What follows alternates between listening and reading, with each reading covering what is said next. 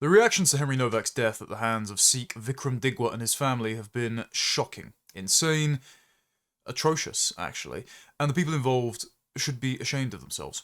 Now, it's pretty telling that Britain's politicians, by and large, have reacted to Henry's death with the insistence that we don't spread division or inflame community tensions, as if there was some original position where we would be united with the imported clans that come to our country and abuse and then the lives of our children and then work to cover it up with the magic word of racism. And it's just that the people pointing out that problem are the ones spreading division and stopping us from all being equal. No, it's the crimes that are dividing us, because one of theirs often takes the lives of one of ours, and the state steps in to take the aggressor's side against the side of the native British people. The only state that seems to give a damn is the United States. The State Department put out a post on X saying ideological conditioning and two-tiered policing are glaring symptoms of civilizational decline. They must be rejected across the West. The United States sends our condolences to the family of Henry Nowak and the people of the United Kingdom at this time.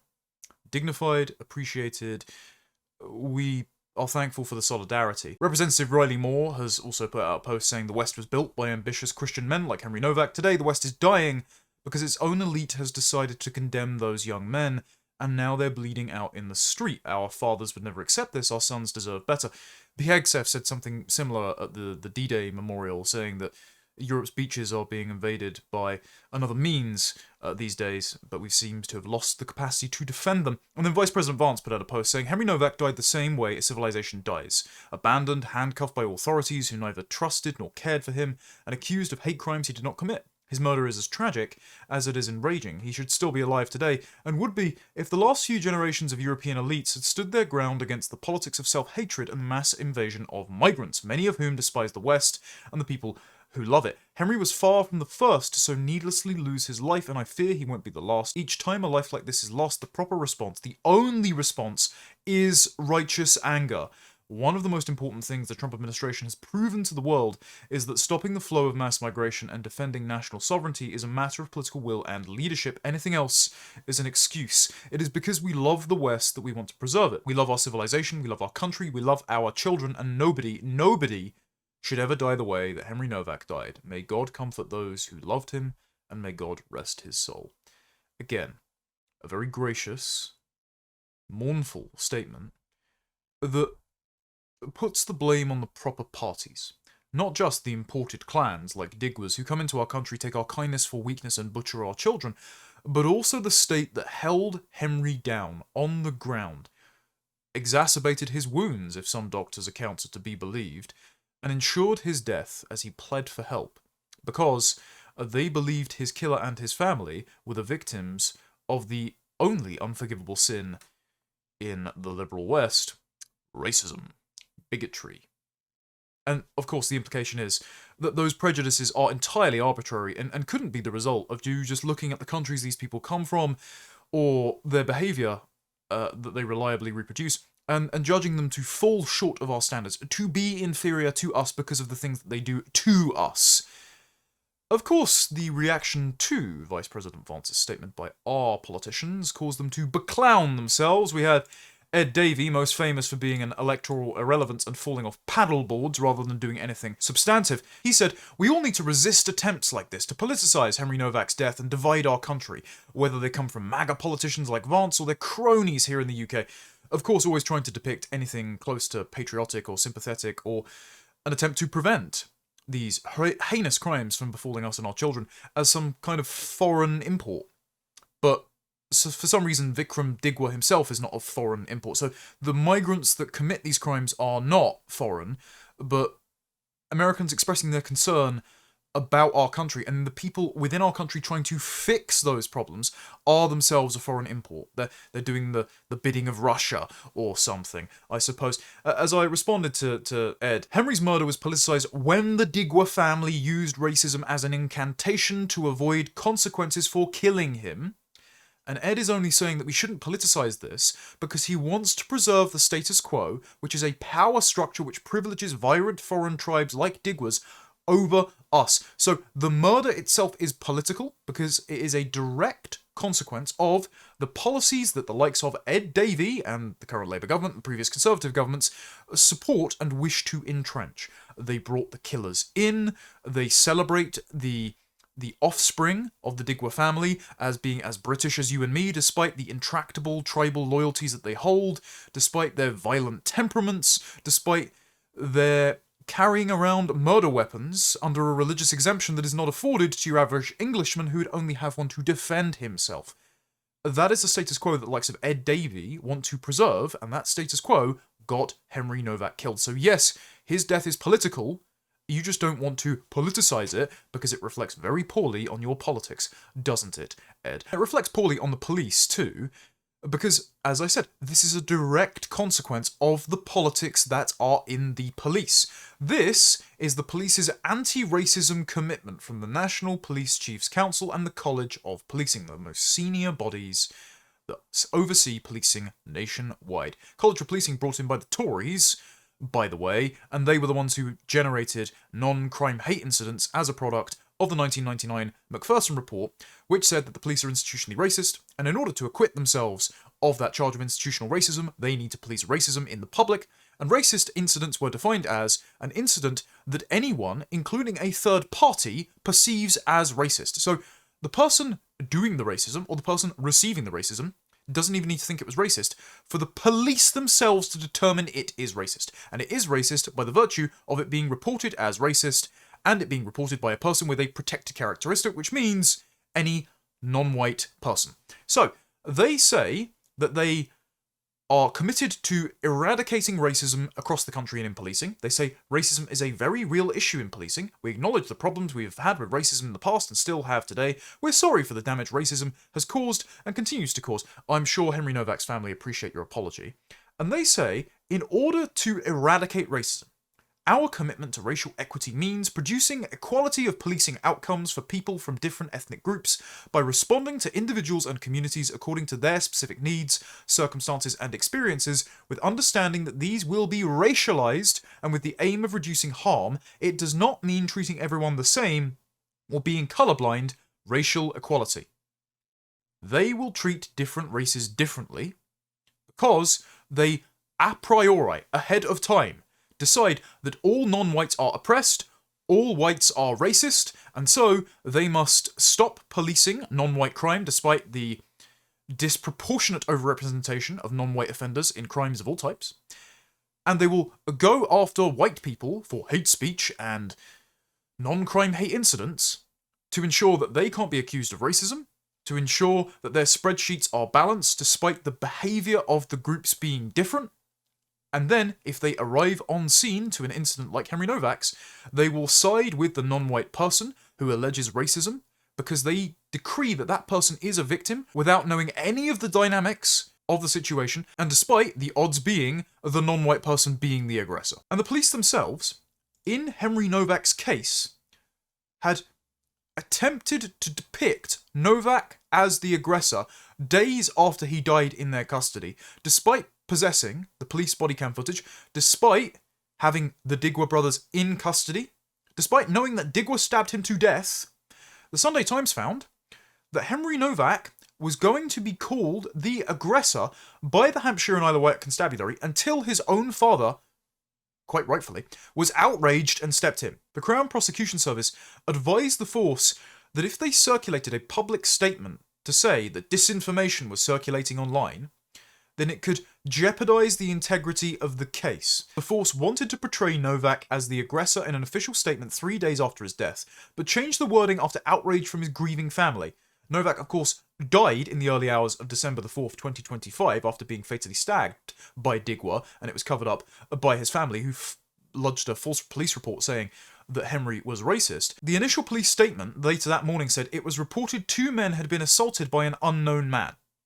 So they wanted to depict Henry as the aggressor, an instigator of the assault, thereby biasing the public in favour of the Digwa's narrative that this is all just self-defence, and somehow Henry deserved to be stabbed to death. And there are still people saying this today, by the way, because the response from the Sikh community to this murder has been disgraceful. and very revealing, in fact.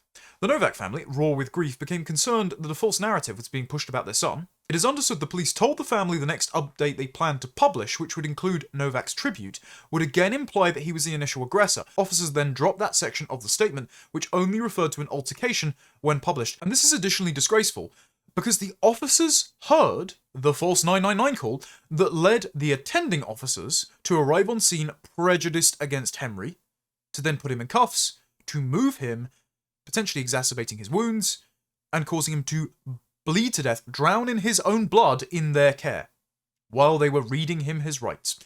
So, the officers knew that the Digwas were responsible. They knew that the 999 call had been a lie. They knew that the mother had concealed the murder weapon.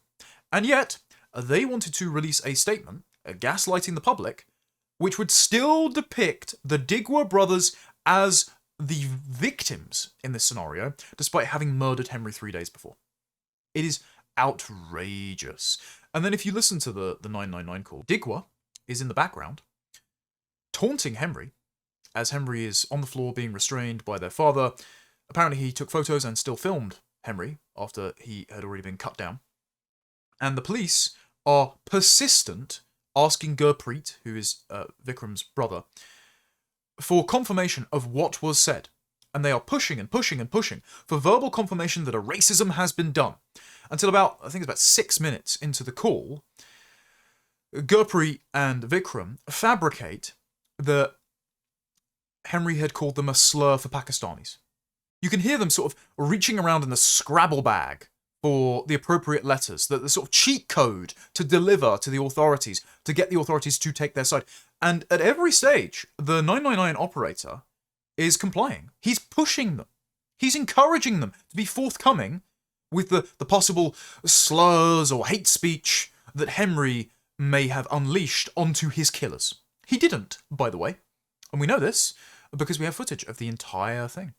We have footage of the events leading up to the stabbing. We have footage of the brothers being in the back of the police car talking in Punjabi when they thought the police couldn't hear them, saying that they did the stabbing, and no mention of racist abuse there whatsoever. And even if Henry had called him every slur under the sun, he didn't deserve to die. In fact, if he had been prejudiced against the Digwa family, well, he might have been right, given what they did to him. They do say during the call that Henry might have been injured, but they insist there are no weapons at the scene, so again, they lied to officers. And then, after this protracted conversation about racism, finally, they say the magic word. They stumble upon the passphrase that gets the state to take their side. Gurpreet, what did he say? Was he racially abusive? The police need a report, come here. Yeah, he was. So basically, he stumbled into my brother. Yeah. So he stumbled. Do you want to speak to my brother? No, you carry on. He stumbled into him, and then what did he do? Okay. So he stumbled into you, and then what? Yeah, so he's walked into me, stumbled, he's drunk. I've clearly said to him, look, mate, you're drunk, carry on about your day, do what you need to do. Yeah. Right? So I'm speaking. So basically, my brother said he stumbled into my brother. My brother's ignored it and said, look, carry on with the day, and then what? Then he goes to me, who do you think you are? Who do you think you are? He goes, who do you think you are? Who do you think you are to my brother? And then what? And then he goes, oh, you're this, you're that, who do you think you're a bad man? I was like, yeah, I'm a bad man, what? Then he starts recording me. Right. As he's recording me, I snatched his phone. He's then laid a punch onto me. He's pushed me back and my turban's come off. He started then grabbing my head, so I then grabbed him and then he started pushing me, attacking me even further and everything like that. He's racially attacked my brother. Gurpreet, and as a result of that... Sorry, when he said he said this and he said that, what did he specifically say? So he said to my brother, you're whatever, like, obviously, racial... Vikram! Sorry, let me just ask him. Vic, did he racially say anything to you? Huh? Did he racially say anything to you? He called him a... Okay. That's what I needed to know. That's all they needed to know. There we go. Oh, throw the blues and twos on! Bear in mind, this happened right round the corner to the police station. And the assault, the alleged assault, where they, by the way, they say that he is injured because he, tried to climb over a fence, climb over some bins. So they lie about how Henry got his injuries, but they still say on the phone Henry was injured. That wasn't enough for the police to take action. It was only after sort of 6 minutes on the phone when the Digwa family invent the magic slur that Henry decided to call them, that the police go, right, that's all I needed to know. That's all they needed to know to arrive at the scene and arrest an innocent man and let him bleed to death in custody. Disgraceful. 999 operator? Sacked? Should be. All the police officers, not just sacked, but they need to be tried for manslaughter. The brother, Gurpreet Digwa, has only been charged so far with possession of a series of weapons in his private residence. Not for assisting an offender, not for being party to a murder. So, for some reason, we have not received any accountability for any of the people involved in this. And the police, even after listening to this 999 call that had all the lies contained therein, they still wanted to put out a statement saying Henry was the aggressor, 3 days after he died in their care. Just disgraceful. And this is part of the response, because of course, we have been drip-fed this footage. We still don't have the footage of the brothers in the back of the car. We still don't have the footage of the altercation between Henry and his killer. Snapchat footage exists of that before. The event that Vikram fabricates on the phone there, saying, oh, Henry just aggressed against me, attacked me, punched me, never happened. So, we don't have any of that. Why not? Because this is still trying to contain public outrage. This is still the state trying to exculpate themselves of responsibility and not have to face consequences for playing a part in killing an innocent young man. And the state are completely responsible because this is footage from 2022 of Digwa discharging an unlicensed firearm in his back garden, taken by neighbours who reported this to the police, and the police said, oh well, we can't do anything about it. So you could have caught him at the time. He could have had his home raided, his weapons confiscated. He could have even faced a little bit of prison time. His life could have gone a completely different direction. He could have never encountered Henry Nowak that night. But no, the police decided to be inactive instead. Probably because the neighbours were reporting a poor, oppressed brown man who clearly couldn't do anything wrong in the eyes of the police. So then there's the political response. Keir Starmer, the coward that he is, decided to use Henry's family as a human shield, citing Henry's father's remarks delivered outside the courthouse, which, again, had the gloved hands of the nudge unit of the Home Office's Raiku Don't Look Back in Anger department all over it, saying Henry was the most inclusive person you could have ever met, that the case isn't about racism or Sikhism. It absolutely is. I mean, they uttered the magic word racist on the scene to try and avoid consequences. And this is about Sikhism because he carried a Sikh dagger, which, even if it wasn't exempt under the specific religious exemption laws, was not challenged because he was a Sikh, and he could have appealed to those religious exemption laws. And also, he is a doctrinaire Sikh. He is a member, the entire family is, of the specific sect of Sikhs that tries to reclaim their identity as a warrior class because they were fighting Muslims and Hindus in the Indian subcontinent a few hundred years ago. And that's why they all engage in Sikh martial arts and have a house stocked full of weapons, one of which was used to murder Henry that night. Despite that, Keir Starmer used Henry Nowak's family as a human shield to say Nigel Farage is exploiting this tragedy to create grievance and division. In fact, Farage was the only person that had a sensible statement on this. The fear of being called racist was greater than dealing with Henry Nowak's murder. We should respond to this with pure, cold rage. Britain's historic way of life is being thrown away. Much stronger terms than Nigel Farage usually speaks in. Now, Reform UK have promised to abolish all DEI in policing. They've promised to repeal the Equality Act. That being said, they haven't promised to repeal the Race Relations Act, which I fear, with, I think, valid reason, as do some of the lawyers, that the state and the legal profession would just default back to, because the Equality Act repealed the Race Relations Act. But if you repeal the Equality Act, they'll probably argue that it's still in the statute book, so you need to get rid of that. You especially need to get rid of the 2000 update to the Race Relations Act, which incorporated the findings of the Macpherson report, which decreed the police to be institutionally racist, which caused all of this anti-racist hysteria, which was put on steroids after BLM in 2020, to infect policing in this country and instantiate the two-tier policing, which got Henry killed, which, to Farage's credit, he has been vocal about since the Southport protests and riots. Unless you get rid of all of that legislative revolution, we will just rewind the revolution to a previous stage, which was still just as intolerable, which was one of the many reasons why the police forces covered up the Pakistani rape gangs, for example. So if we want to rid ourselves of two-tier policing, of racialized policing, if we want to crack down on minority crime and tribalism in the exact proportion is necessary, as in, yes, they commit disproportionate levels of crime and they should face disproportionate consequences for those crimes, then yes, We should get rid of this entire revolution, and the prerequisite to doing so is feeling rage, your sort of moral immune system about this case. So Farage was correct, and Keir Starmer just wants to deflect away from that because as a human rights lawyer, as a Marxist, as a progressive politician, he is culpable in instantiating this two-tier system because he thinks it's just. He thinks that all brown people and all black people are oppressed, and that the Labour Party, as he told Tony Benn in an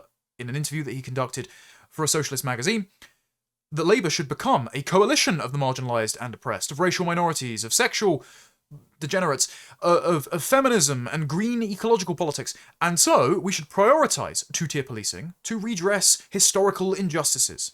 No, actually, we shouldn't. And if we didn't, Henry Nowak would still be alive, and Vikram Digwa and his family would not just be in a cell, but would be on the first flight back to Uttar Pradesh, and we would never have heard about them. And then there's David Lammy, Labour's moronic Deputy Prime Minister and Justice Minister. Remember, he is in charge of courts and sentencing in this country. He wants to get rid of jury trials. The Lammy report was responsible for the two-tier guidance that nearly became official, explicit judicial guidance that said white men should be the only group that doesn't get a pre-sentencing report that could diminish their sentence through mitigating circumstances because all the other people, the disabled, black people, brown people, LGBT, women, pregnant persons, all of those people are historically marginalised and oppressed and deserve a slap on the wrist for their disproportionate violent behaviour.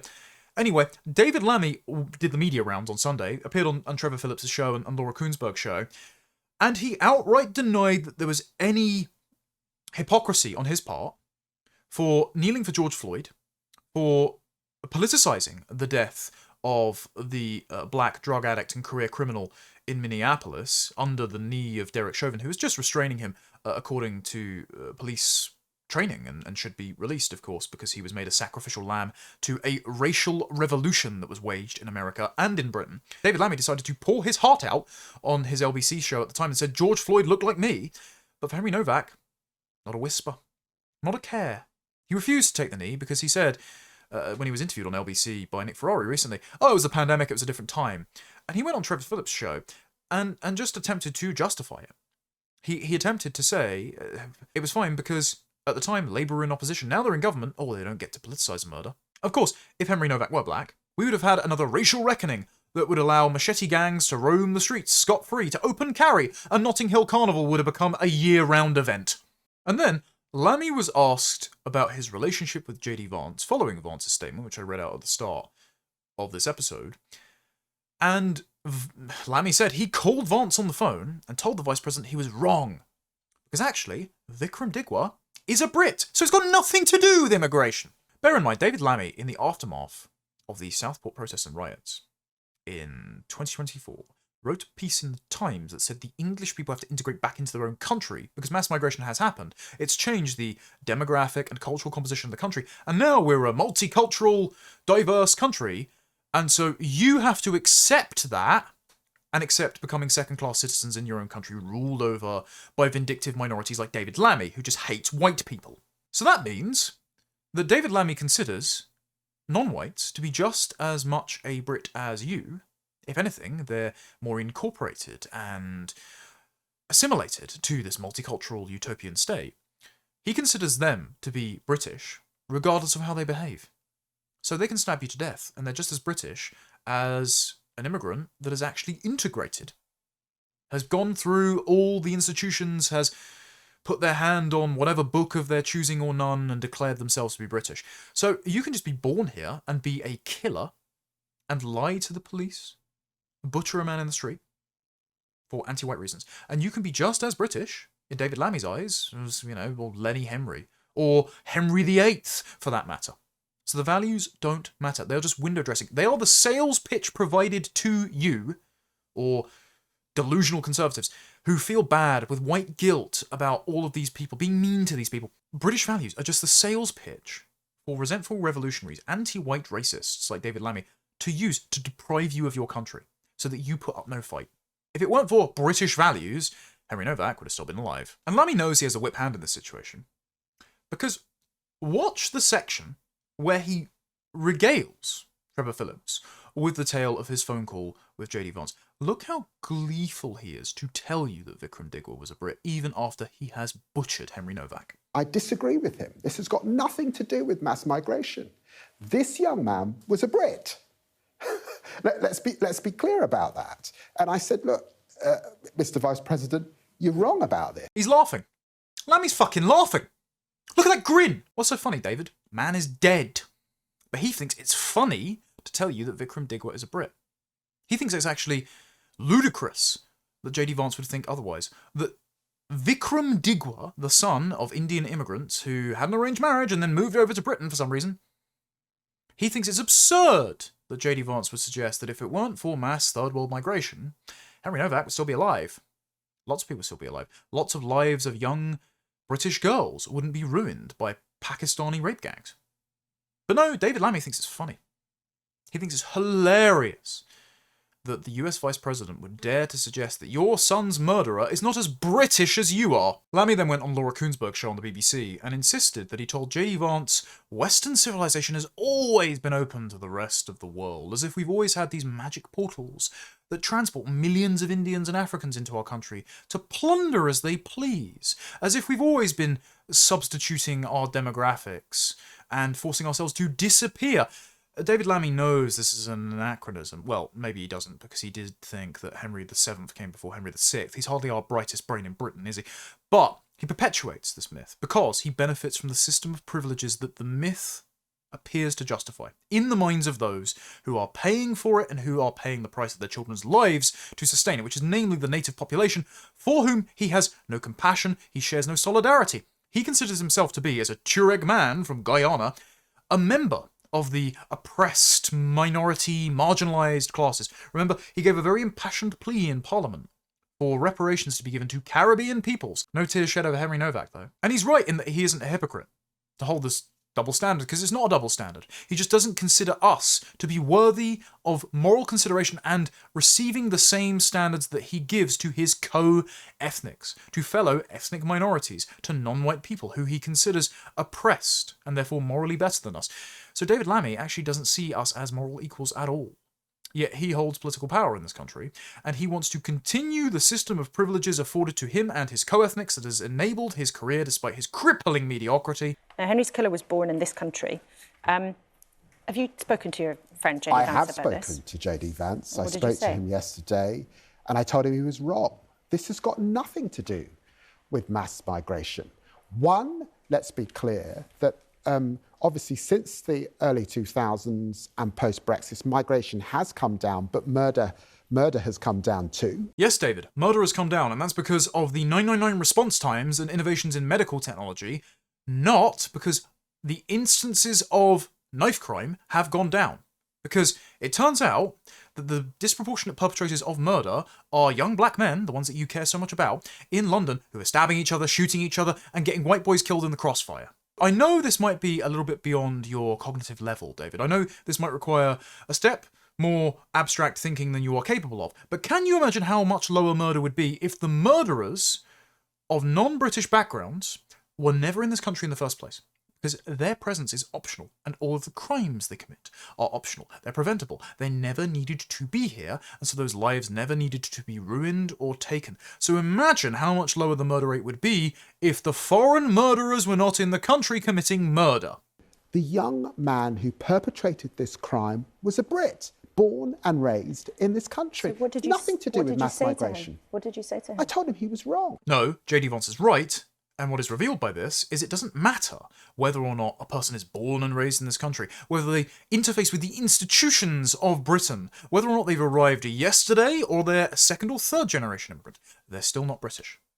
And in fact, a lot of the time, second generation migrants are much more hostile to the native population than the first, because they didn't choose to move here. They recognise they are a stranger in a land that is not ancestrally intuitive to them, and so they take a superposition of flexing their own inherited cultural identity, doubling down on these practices, and coming into conflict with the sons and daughters of the native population. So, no, he's not a Brit, and just being born here doesn't make you British. But then the most absurd part of the interview was when Laura Kuenssberg read out the quote that I read out earlier from the College of Policing's anti-racism commitment document. And he said, no, two-tier policing doesn't exist. I don't recognise that claim. And then simultaneously decided to justify two-tier policing as the bringing into being a state of equality by discriminating against white people in favour of non-white people because of historical injustices or disparities and other such grievances. So David Lammy has reached the stage of, it's not happening, but it is, and it's a good thing. And I want to show everyone the guidance that they've talked about to kind of prove that point that you've already referred to. This is a police chief's guidance. It says, our commitment to racial equity means producing equality of policing outcomes for people from different ethnic groups. Now, that's a bit of a word salad, but this is the really key phrase. It does not mean treating everyone the same or being colourblind. Now, that sounds like it goes absolutely against the principle that you've said a couple of times this morning already, that we are all equal before the law. Of course it does, because if we're all equal before law, it means we receive the same treatment. It means we consider justice in the old Platonic definition to be each man getting what he deserves proportionate to his behaviour and nothing else. But David Lammy, of course, thinks that morality resides in one's racial identity because he's an ethnic partisan. And so he is going to say, trying to sustain the cognitive dissonance of saying, yes, we're all equal before the law, but also we should be treated differently by the state's institutions to receive equal outcomes. And of course, there's two reasons for this.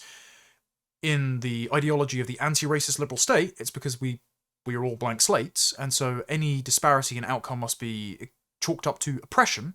And to eradicate that oppression, the state must intervene in every relationship between citizens and the state to ensure that we have an equal outcome, because then when everyone is equal, something will just snap, and we'll all go back to our equal nature, and there will be no crime or inequality.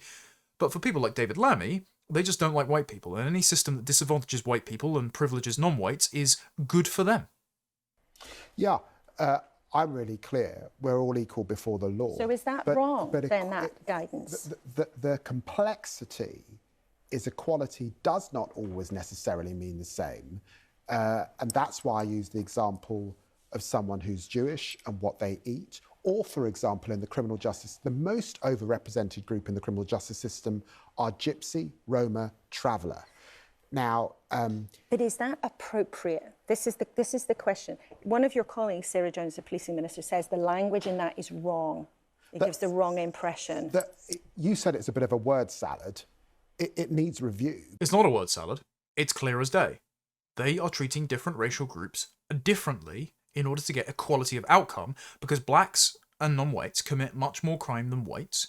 And so in order to get an equal outcome, where you commit the same amounts of crime or you go to prison at the same rate, they need to focus on white criminals or penalise things that shouldn't even be crimes, such as holding a negative opinion of those criminal non-white groups, and meanwhile ignoring crimes by non-whites, and taking as gospel any claim of racism by a non-white, even when they've committed a violent crime, as in the murder of Henry Nowak. So David Lammy knows this. He has contributed to it with the Lammy Report, and all of his advocacy since graduating conspicuously from Harvard Law School, despite, barely even being able to tie his own shoes. And he knows this is the case, and so he just wants to keep this in place, even at the expense of the lives of young men like Henry Nowak or the innocence of the girls targeted by the Pakistani rape gangs. Just sickening. And this is more egregious in light of the fact that there is a case currently sat on the Attorney General's desk to review, where a judge gave 3 gypsy teens no jail time for gang raping and filming 2 girls. So David Lammy is saying, oh, Roma gypsies are disproportionately overrepresented in the criminal justice system. Yeah, because they're criminals, David. And at the same time, you're saying we should have equal outcomes, which means unequal treatment of people. So we should punish people who are more likely to be criminals because of the group they belong to, less than those who are less likely to be criminals because they are a member of the native population. At the same time you're saying that is a fair system, there are judges that are letting gang rapists get away with it without any punishment because they say, oh, they've got mental disabilities and a diminished IQ, which means they can't understand consent or morality.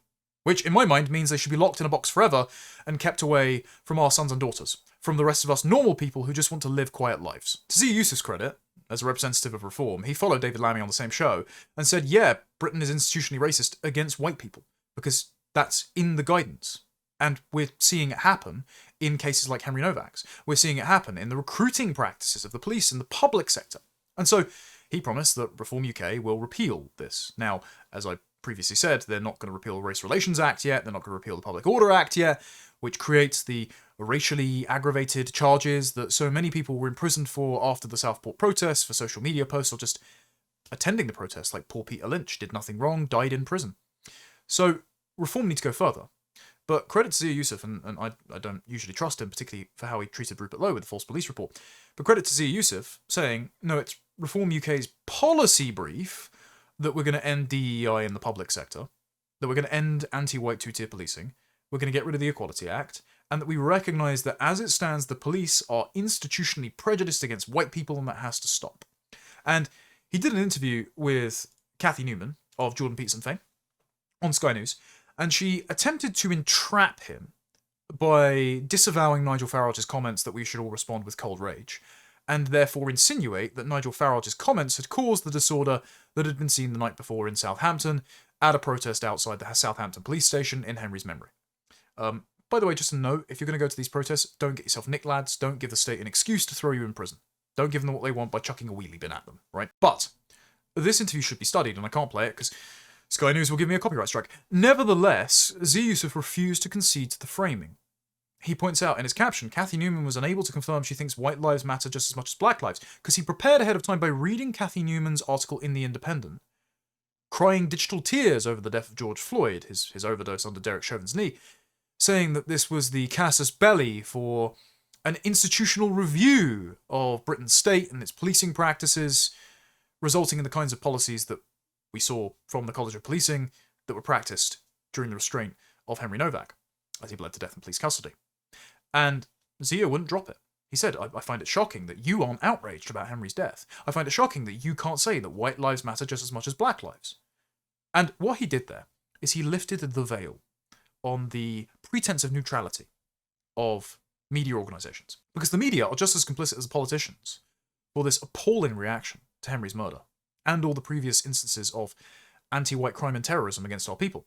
Because the media have perpetually told us not to be divisive, not to look back in anger, don't make it about race, even though it obviously is. The media are not neutral actors. And this is a textbook case of how you can expose that by preparing ahead of time and treating your interlocutor like a political actor, because they obviously are.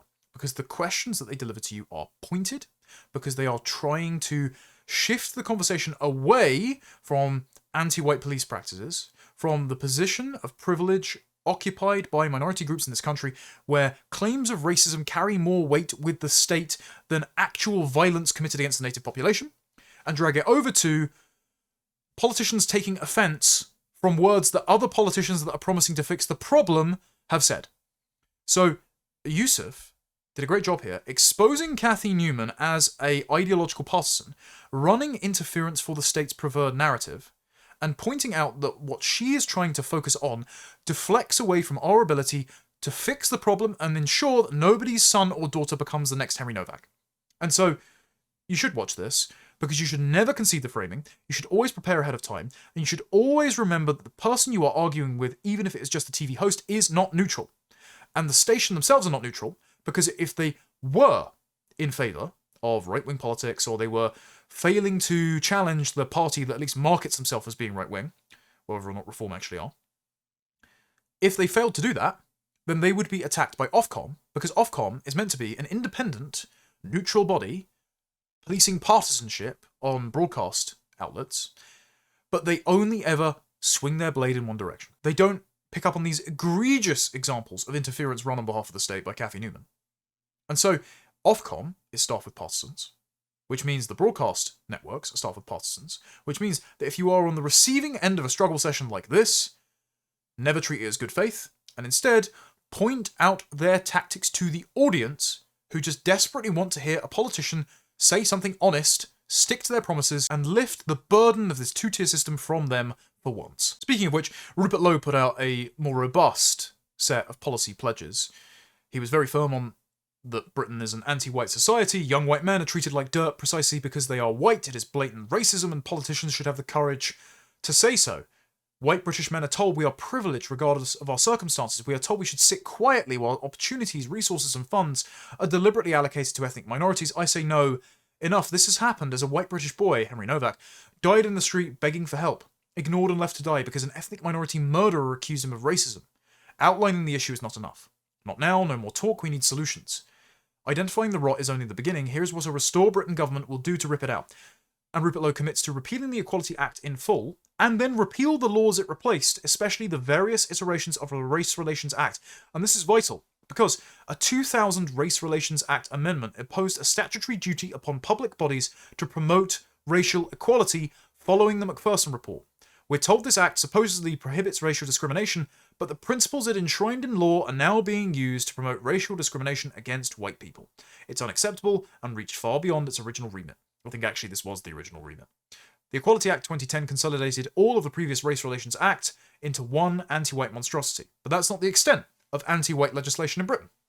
We should also repeal all laws which punished racist speech, including Part 3 of the Public Order Act 1986, which criminalises incitement to racial hatred, and any law which requires courts to treat racial hostility as an aggravating factor when sentencing offences. Replace it all with one simple act that ensures every British citizen is equal before the law, and positively outlaws anti-white discrimination so as to prevent activist judges from reading their own prejudices into the law. Because even if you repeal all these laws, and even if you attempt to replace the top brass of the police and many of the rank and file officers hired under these DEI mandates, even if you try to replace the justices trained as Fabian socialists and appointed by the Judicial Appointments Committee rather than a political appointment by the Lord Chancellor, even if you do that, there will still be people in the system that try to bring their ideological biases to bear on policing and the justice system.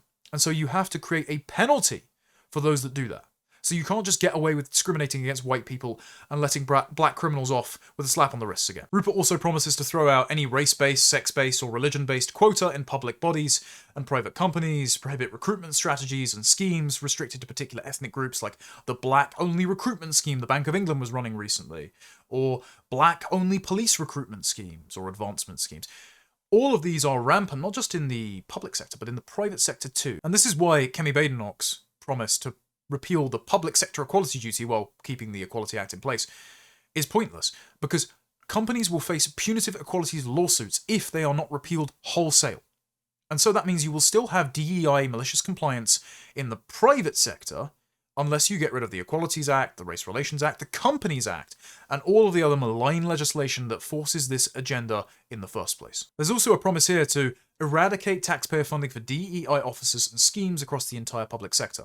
So that will require a repeal of the clause in the Charities Act that defines a charitable purpose as advancing the goals of diversity, equity and inclusion, racial harmony, community cohesion. This has already been committed to in the inheritance tax paper published by Restore Britain, but they should make more noise about this because very few people understand that the government funds the charity sector to prop up DEI and ethnic sectarian lobbying across the private and public sector as well. Speaking of Kemi Badenoch's inadequate response, she wrote a piece in The Times saying, institutional racism? No, this is institutional incompetence. Because, you know, when there's an instance of anti-white racism, it couldn't possibly be racism. It must just be bumbling incompetence by police officers who just so happen to be following their own two-tier racist guidance. Instead, though, Kemi Badenoch said in 2020, of course Black Lives Matter.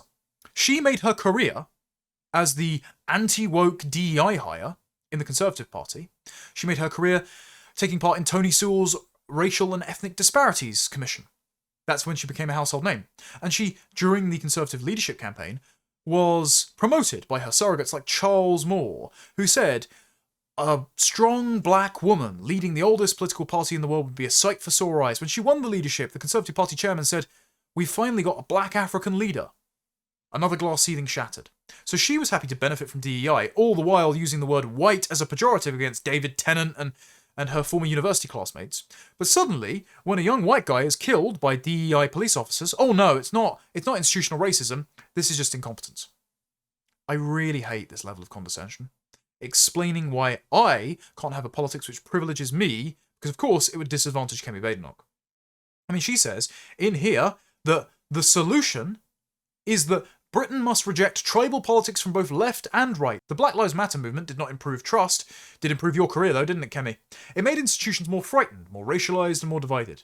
Now we are seeing the flip side. A White Lives Matter, born of the same racial grievance. We will not defeat identity politics by building a mirror image version of it. There is a silent majority across every community who want order, fairness, common sense and one law for everyone. That is the country we can be again. No, there isn't. There is not this mythical silent majority of communities that would like to relinquish the power they hold over natives by having a position of privilege above them in law as members of a protected characteristic. Because the majority of those communities want to continue enjoying those subsidies and those legal protections.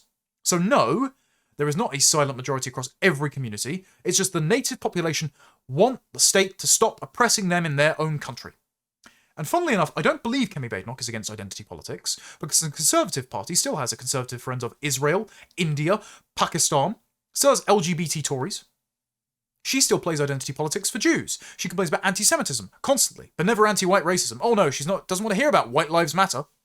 She did want to hear about Black Lives Matter in 2020, when it was beneficial to her career, but now, no White Lives Matter. Sorry, Kemi, I don't have to ask for the permission of a first-generation Nigerian immigrant who herself says she has ethnic enemies as a member of the Yoruba tribe. I don't have to ask for your permission to have a politics which privileges my identity, to have a British identity politics in Britain. Instead, what you've demonstrated through your own career, through the advocacy organisations in the Conservatives and every other party, including Reform, what you've demonstrated is that identity politics works, that groups have power. They have power over us, and the only way to gain that power back in our own country, to get possession of our country back, is to have power as a British group, to play British identity politics, to stop fighting this battle with the state tying our arms behind our back like Henry Nowak. We are going to take our own side, whether or not we have your permission. And the proof that every group is doing this at our expense comes from the Sikh community, because their response to this atrocity has been unconscionable. They have decided to dive in front of every camera and have every activist organisation speak on their behalf, depicting them as the real victims of anti-Sikh prejudice. No, you're actually not the victim of another boy's murder. This is only because they sense their position of privilege is under threat. Their ability to carry whopping great swords around or not wear motorbike helmets because they have turbans on is under threat. And they see themselves as members of this broader, non-white, immigrant, religious minority coalition that benefits from this system of privileges. And this has come as a shock to all of the civic nationalists, the counter-jihad liberals on the right, who can count on our base Sikhs to oppose Islam. No, you can't.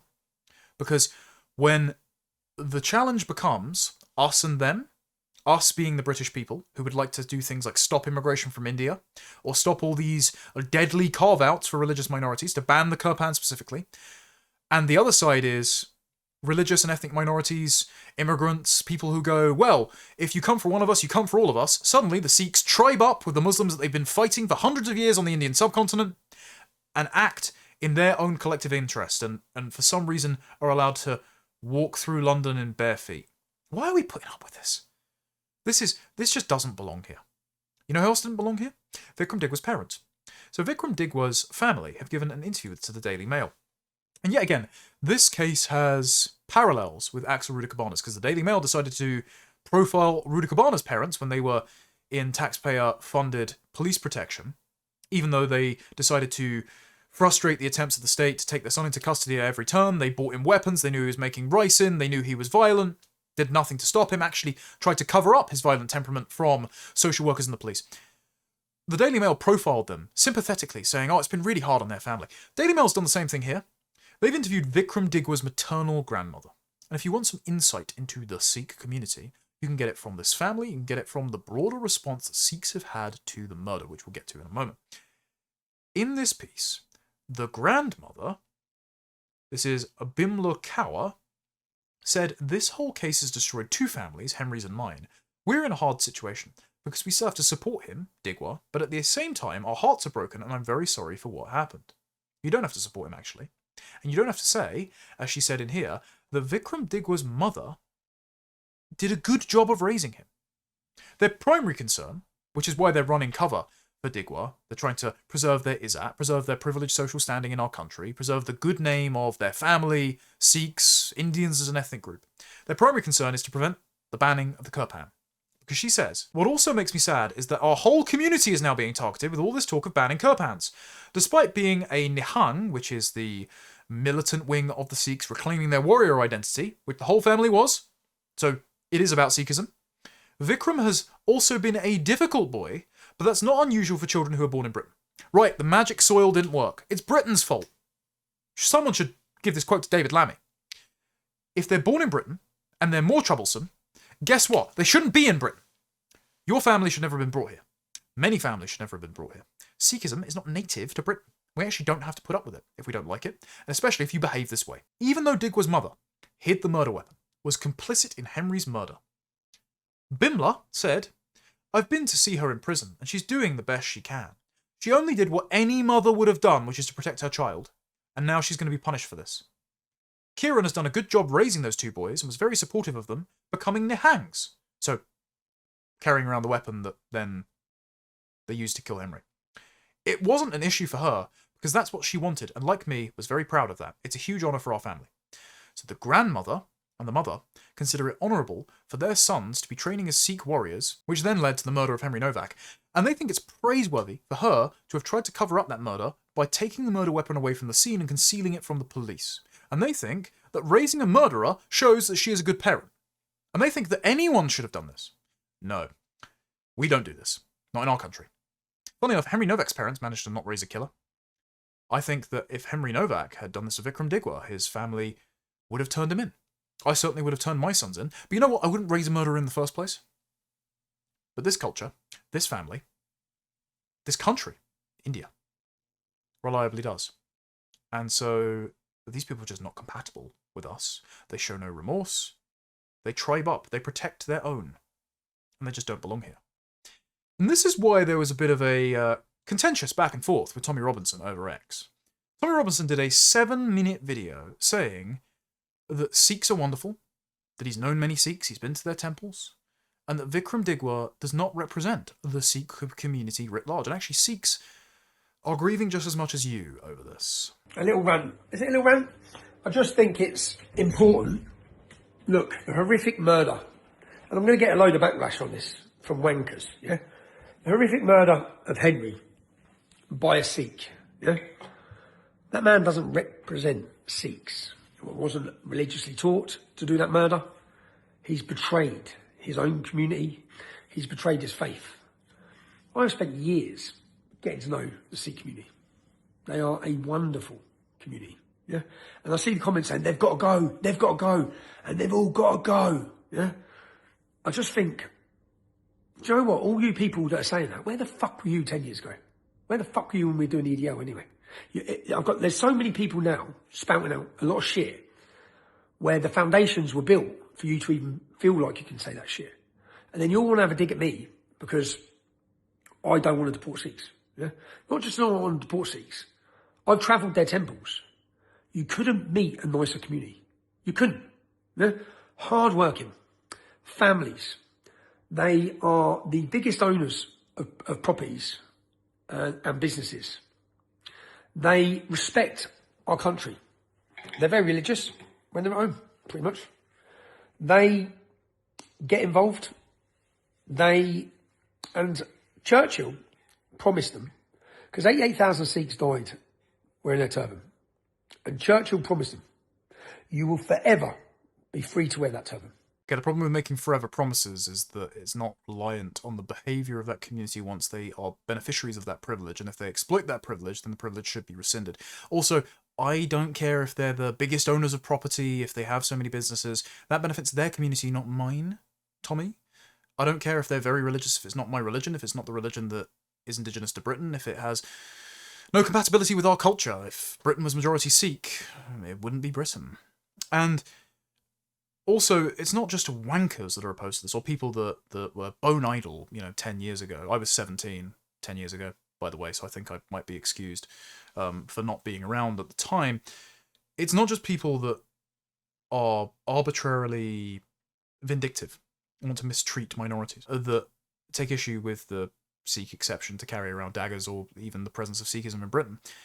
It's people that read interviews with the Digwa family. It's people that understand the concept of Izzat and Indian tribalism. It's people that know that every single crime committed by an immigrant didn't need to happen, they didn't need to be here. So these are all principled arguments. And I did put a very long post underneath explaining why people aren't receptive to this kind of messaging. Because Tommy is appealing to moral consideration on the grounds that he has Sikh friends, and so he wants moral consideration to be extended to Sikhs as a group. And this is the problem when you go from personal relationships, like I've met a couple of nice Sikh guys, to everyone in this group must be like this because I have positive relationships with some members of this group.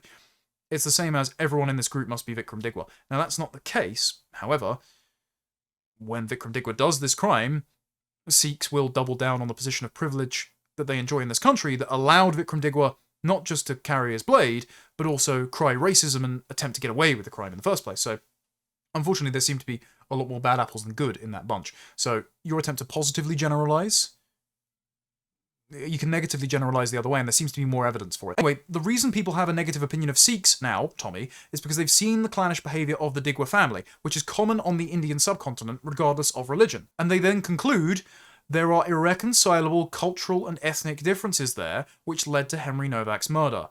Others will have seen Indians celebrating Henry's death, see the previous video, just as they celebrated a Sikh trucker doing an illegal U-turn on a Florida highway and killing a family which they thought were white but were actually Haitian. But they were celebrating it because they thought he killed white people.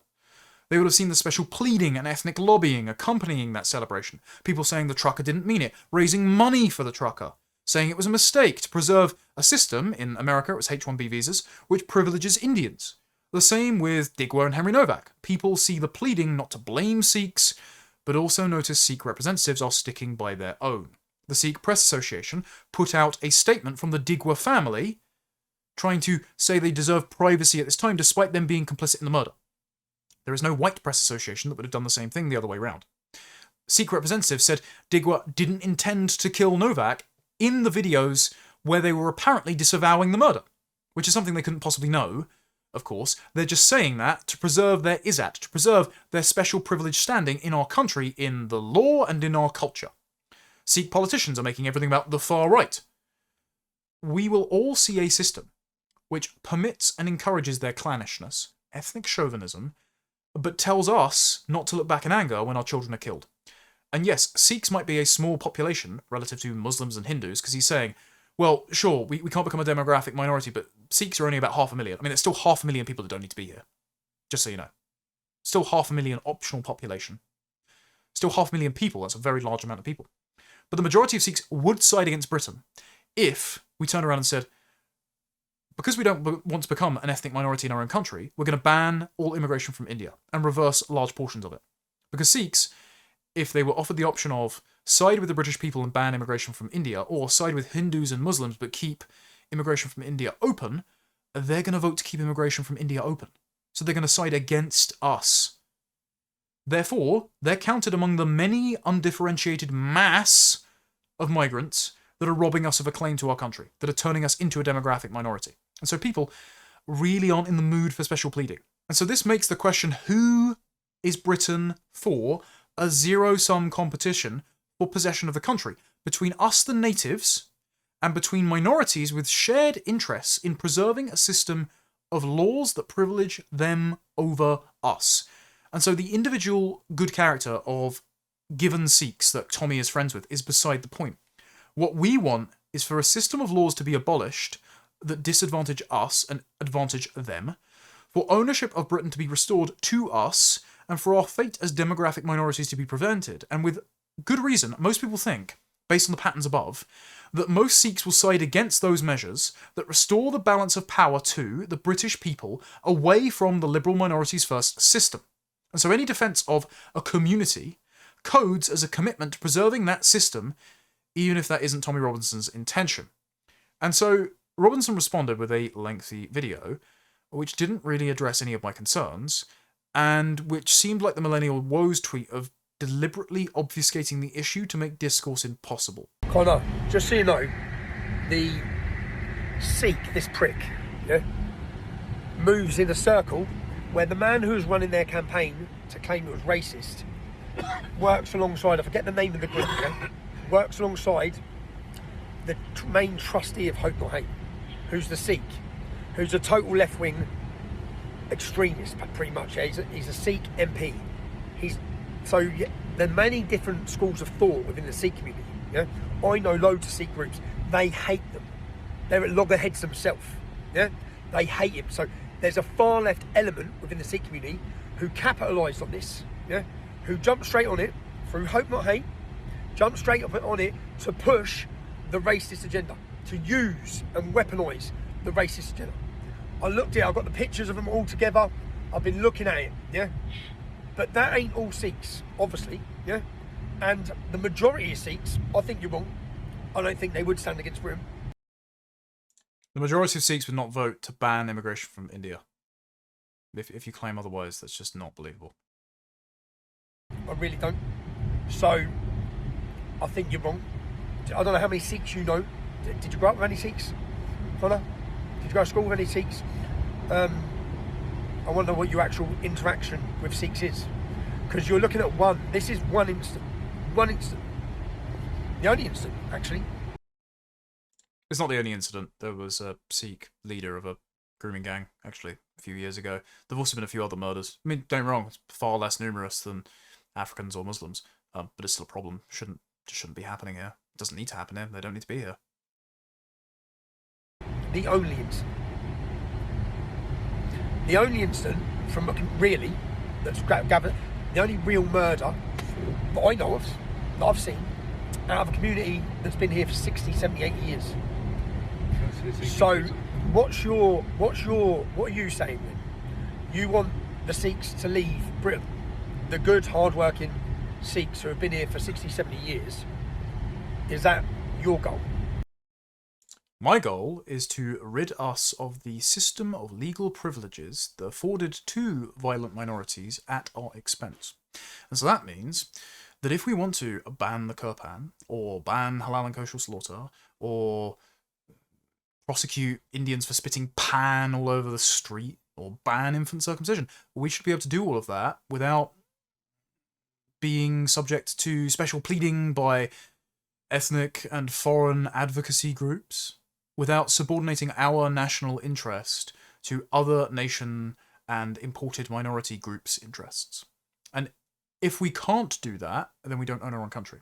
And if we do that, and groups decide that they can't live here under the laws which we would prefer, and they decide to go home, that's not my problem. In fact, all that does is lessen the likelihood that we become hated demographic minorities in our own country, and that our culture becomes unrecognisable. And reversing those two trends is apparently our shared project, so I don't see why you wouldn't support that. What's your goal for the future? I'm just curious. You think that all Sikhs should be kicked out of Britain? Do you? Where do you even I looked at Rupert's daughter-in-law. Does she have to leave? Okay, how is that relevant? Like, what does Rupert's daughter have to do with this? She's married into the tribe. I don't know anything about her. This just seems like squid inking, a distraction technique, very similar to what Kathy Newman was actually doing with Zia Yusuf, of where you're trying to drag the conversation off topic, not to address the core complaints that I made, or at least my explanation of why people aren't in the mood for your special pleading on behalf of the Sikh community when a Sikh has killed a young English lad, and then Sikh groups and the family, the Digwa's extended clan, rush to his defence. So this just seems like a method of trying to draw us off topic, and for you to fight a straw man, a sort of Steve Law's scarecrow, and argue against a position that I don't hold and haven't put in any of the written correspondence to you. He also said to send him a DM, and I did, and he decided not to read it, but he was still responding, or his admin team was responding to me on X, so I don't know why you asked me to send you a DM if you're not going to respond, but there you go, I've engaged in good faith. Does she have to leave? Would you encourage her to go?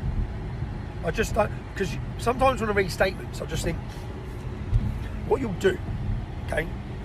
There are many great communities growing up with them, yeah? Well, I don't want to be a minority in our country, so we need to stop the level of immigrations coming in. Stop it dead. If you stop it and don't reverse it, we still become a minority. Just look at the birth rate trends. So just turning off the taps does not stop your house from being flooded. You actually have to bail the water out. And you can't do it with a teaspoon, I'm afraid. Stop it dead.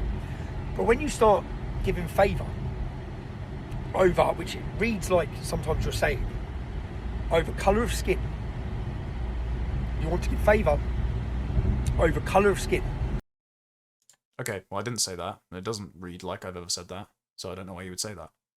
Again, it just seems like a distraction technique from the core complaint, which is people don't really enjoy the demographic and cultural effects of mass Sikh migration, whether they're in the instances of violence like Henry Nowak's, or just the sort of tribal politics that are imported from the Indian subcontinent that result in sectarian voting, or just the cultural transformation of their high streets, or areas of London like Southall, where signs are in Punjabi instead, or you're just surrounded by people from the Indian subcontinent that you don't recognise, you don't understand, you don't know what they're thinking. People are no happier about being turned into strangers in their own country by legal migrants or Sikhs and Hindus than they are Muslims. Well, getting out favour, basically, is that what you're saying? You want to give preferential treatment based on colour of skin. That's what I'm just trying to work out. I don't think he is just trying to work it out. I think this is actually a bit disingenuous. This is disappointing because, again, Robinson has been an early voice on the grooming gang scandal, but now, for some reason, isn't really being very honest, which is a shame. Because that leads us down a real dangerous path. And where do you draw the line there? So I've got a mate whose mum's white, whose dad's black. What's he? Is he English? Right, we've reached the point of the conversation where Tommy has gone, well, what about my black friend? Is he English? Well, I don't know your black friend. What does this have to do with anything? I did respond to him publicly. I said, I think you've misunderstood me or have conflated things that other people have said with what I've said. I don't advocate for arbitrarily mistreating decent people. My position has never been to expel every non-British person from the country on ethnic grounds. I advocate for policies based on behaviour. I advocate for the preferences and prejudices of the British people to be the priority of the nation state. Meaning, if we decide to ban the Kirpan or halal slaughter or end all immigration from India, we should do that in the interests of the British people. Special pleading by this group or that country shouldn't affect that decision. As for Sikhs standing alongside the English against Islam, yes, that wretched Hope Not Hate cretin and his co-signatories on that letter yesterday aside, but to change the political system to one which isn't obsessed with minority rights, granting special exemptions to other religions than Christianity, or which bans legal migration from Muslim and non-Muslim countries alike, I doubt it. As for my personal experience, I did go to a diverse school in London, though mine was predominantly Indian and West African rather than Muslim and Sikh. The kids were mostly nice, a few drug dealers and delinquents aside, but there was a natural tribalism among kids of different ethnic backgrounds. Sometimes it was banter, sometimes it caused conflict, like actual physical fights. But my children will be a minority among their own generation by 2031. And I don't think that natural tribalism, regardless of religion, will mean they feel they possess their own country, or can expect the same generosity from their peers that an English majority would show towards a Sikh minority. I want to do all that is reasonable and moral to stop that from happening. There are also conflicts between cultures that aren't just Islamic. The pan spat on streets in Indian areas of London, the rates of cousin marriage among non-Muslim Indians, the ethnic nepotism, the concept of Izzat allowing people to lie to gain social standing. These are complaints shared by Americans and Canadians who have seen Sikh and Hindu migration and seen their high-trust society destroyed by foreign cultures, customs, and beliefs. Happy to discuss this in a longer format in person. That was an invitation that was not taken up. He then decided to quote retweet one of my earlier posts, saying, "You say the majority of Sikhs would side against the British people if they decided to ban all immigration from India to halt and reverse demographic change. I say, where is the evidence of this? What empirical source are you referring to when making such a bold claim? Framing a statement that's not backed up with any empirical evidence means you are leading with a straw man argument, which is by definition disingenuous." I don't think Tommy actually wrote this one. "Are there any polls out there backing up your claim? I'd love to see one." So I responded, "Sure, here are some sources. Sikhs vote overwhelmingly for left-wing parties in Britain. The same is true in the US and Canada. Even as support has fallen for Labour since 2023, it's increased among Greens and Lib Dems. Sikh support has been conditional on a Sikh manifesto pledge. In 2024, it included pledges to criminalise anti-Sikh hate in a similar fashion to anti-Semitism and Islamophobia. So for all of the animosity between Sikhs and Muslims, they still want to benefit from the same system of legal privileges, which prohibits the native population from having a negative opinion of them, and sends them to prison if they say something that Sikhs perceive to be anti-Sikh. just as Muslims want to criminalise Islamophobia. It was supported by the Sikh Federation UK, the same one that has released statements condemning the Digwa family, that should say, that people have been praising, but also the same ones that have said, well, Digwa didn't really mean to kill Henry Nowak. And it's like, yeah, he did.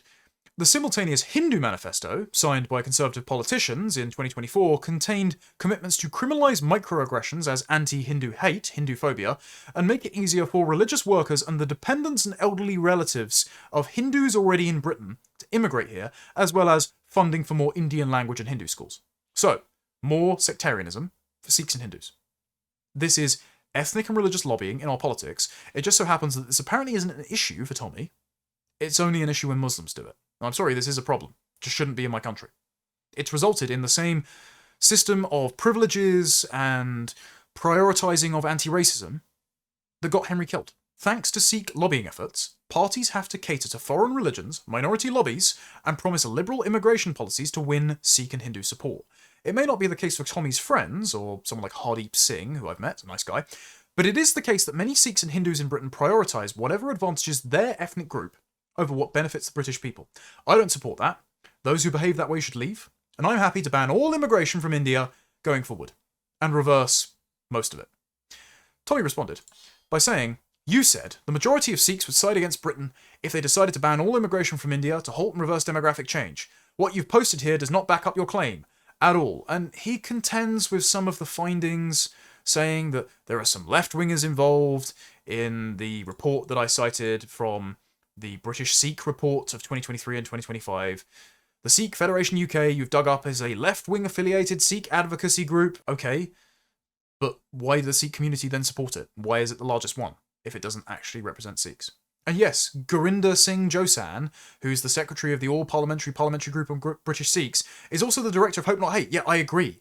He's a Hope Not Hate stooge. But Sikhs still elected him as a representative of their ethnic interests. Was there a right-wing Sikh challenger that decided to unseat him in the community? Why should there be Sikh politicians in Britain at all? There shouldn't be. And so I responded, I think Sikhs voting overwhelmingly for left-wing parties, or the Conservatives who carried out the Boris wave, and Sikh advocacy organisations pushing sectarian manifestos containing censorship laws, suggests that a majority of Sikhs aren't aligned with our politics, Tommy.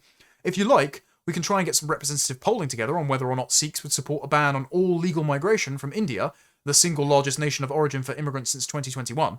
That offer is still on the table, it wasn't responded to.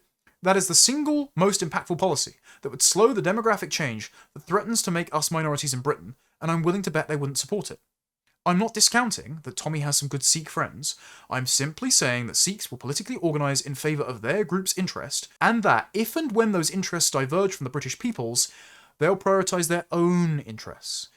And some of you might have noticed that I was ratioing Tommy in these posts, and he didn't respond. He hasn't responded to the offer to do some polling together, to do a sit-down discussion on these matters. Still happy to. Didn't respond to the DM. Unfortunately for Tommy's narrative, the next day, a man called Bobby Singh, who has previously been the guest of honour at Unite the Kingdom, and has been in the VIP section, giving interviews to Tommy's media organisation, he decided to get on a live stream on TikTok with other Sikhs and suggest that Henry Nowak was the culprit of his own murder because he was wearing a quarter zip, they called it a turtleneck, and a shirt. He was dressing smartly, which is intimidating, which means he means business. It's likely that he went out and tried to start trouble with a Sikh because his university lost a football match the previous day. And then they decided to run a poll on whether or not the Sikhs watching sided with Vikram Digwa, the Singh, they called him, denoting that he's one of their own, or whether they sided with Henry. And then someone in the live stream decided to say, vote to piss on Henry's grave or to shit on Henry's grave. Really breaking the stereotypes there, guys. Bobby didn't challenge that.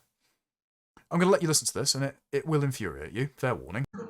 Normally, I disagree with you, Bobby, but on this occasion, I'm going to have to, agree with you a little bit, you know? And this guy here, he's wearing a turtleneck, when people are wearing turtlenecks, they mean business, man. Exactly, brother, exactly. You wouldn't get normal people wearing turtlenecks like that over a shirt with a tie. It's Stone Island.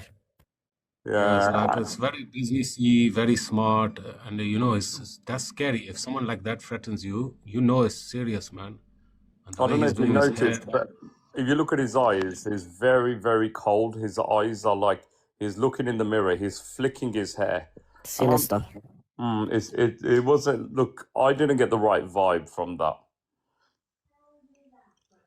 and I suspect the police were thinking twice about releasing that video because it didn't show this little boy who's looking in the mirror, getting ready to go out. It looked like he was ready to go out to kick off. Yeah, they really are doing the he's wearing a short skirt, so he deserved it routine to try to defend Vikram Digwa, who they think, by proxy, is representative of all Sikhs. So Tommy Robinson may well say, well, this is just one isolated case, Sikhs don't defend this. Actually, Tommy, the Sikhs that you've surrounded yourself with, unfortunately, who have tried to involve themselves as representatives of being based Sikhs, attending the Unite the Kingdom, they've been justifying this. So they clearly think that this case threatens their group interests, and so they're running cover to preserve their position of privilege over us. And they're not doing 7-minute videos defending the English people, are they? And that Digby was the first guy that he saw, and, he just didn't realise that Digby Singh was armed. What the Kirpan is for, to fight oppression, to protect. This is what it's all about. So, Rumour has it that they played a football match the day before and they lost the football match. Like a university tournament, so they lost the match as well, a football match. So maybe just wanted to take it out on someone. Really? That would make sense. Something dumb. Something really, really dumb. Guys, press 1 if you think the Singh was in the right. Press 2 if you think the Singh was in the wrong and Henry was in the right.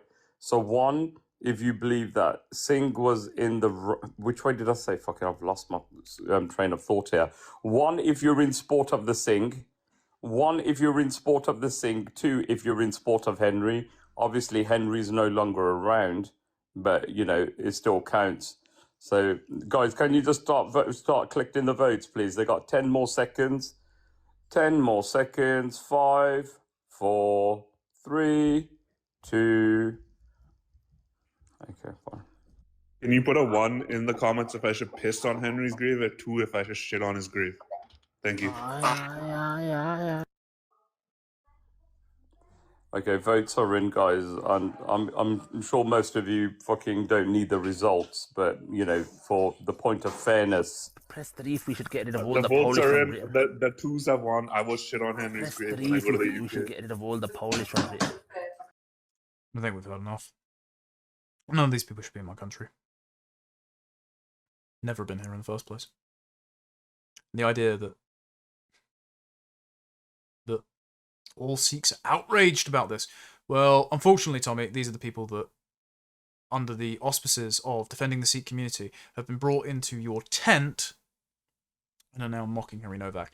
Tommy's credit, he actually released a statement about this, saying, if I ever personally see Bobby Singh, I'll punch his fucking head off after the video I've just watched of him mocking the grave and death of Henry Nowak. But this is why you don't rush to the defense of entire groups, especially when they're not your group. Because there will be people in that group who do not show you the same moral concern, who do not have solidarity with you, and who will not just side against you when your interests conflict with theirs, but will delight in the deaths of one of your own. So when that particular clip from that TikTok live stream went viral and Tommy responded, Bobby Singh decided to respond, just saying, oh, this is just an attack on my character. They hate me because they ain't me. And then he went on another live stream and said that, oh, Tommy Robinson is basically, you should be on my payroll, bro. And then he explained something very revealing. He explained that within the Sikh religion, there is an injunction to always side with your own. Because, of course, if your religion is created as a kind of ethnic tribe, a militant ethnic tribe, because of the conflicts between Hindus and Muslims and then Sikhs on the Indian subcontinent, of course you have to have a bunker mentality. You have to all band together because you're facing constant existential threats. You're at war with other tribes. And so you have this clan mentality.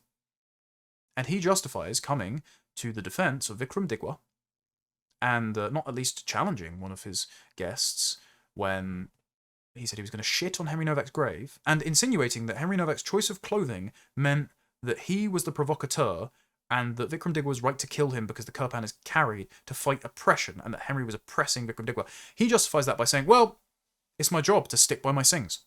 I'm not exaggerating. In your opinion, I was biased. I turned around and I sported Digwa 3 weeks ago based on the information that I had. Now, Tommy, bearing in mind, I'm a Sikh, I'm a baptized Sikh. Why do you think I would not sport a fellow baptized Sikh with what information I had 3 weeks ago? That's not the problem. The problem. No. Tommy, it's your call. Tommy, if you let somebody, if you let somebody else cut in now, I promise you, Tommy, I promise you, you. Let me just answer this. No. All I'm going to say to you here is, there is a code of conduct with every religion, and the Sikh code of conduct is that we as a brotherhood stand with the brothers in that brotherhood. That is a code of conduct that is actually... Stop. Sikhs don't have such things. Okay, stop.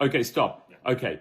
Why would Guru Gobind Singh Maharaj create the Khalsa army if there was no conduct of standing with one another? Why would we even be brothers in arms? Same thing can be said about many organizations where they have brothers in arms, they fight alongside each other. Okay, stop. You haven't answered my question. Tommy, wait. You haven't answered my question. He's told you who he is. Believe him. And unfortunately, the reaction by many Sikh organizations show that this mindset is common. The reaction by the Digwa family, even to this day, saying that Kiran Kaur was right to try to shield her son from the consequences of killing Henry Nowak. It shows you that they think like this. They do not think like us. They do not consider us their moral equals. In fact, you will look like a mug if you run collective defense for their community when they won't do it for yours. So, the most disgraceful response, and the most revealing, to Henry Nowak's murder has been by the Sikh community, where they have showed that when the chips are down, some of them, many of them, will side against the British people to preserve a system of privileges which resulted in Henry Nowak's death and is causing us to become a hated minority in our own country.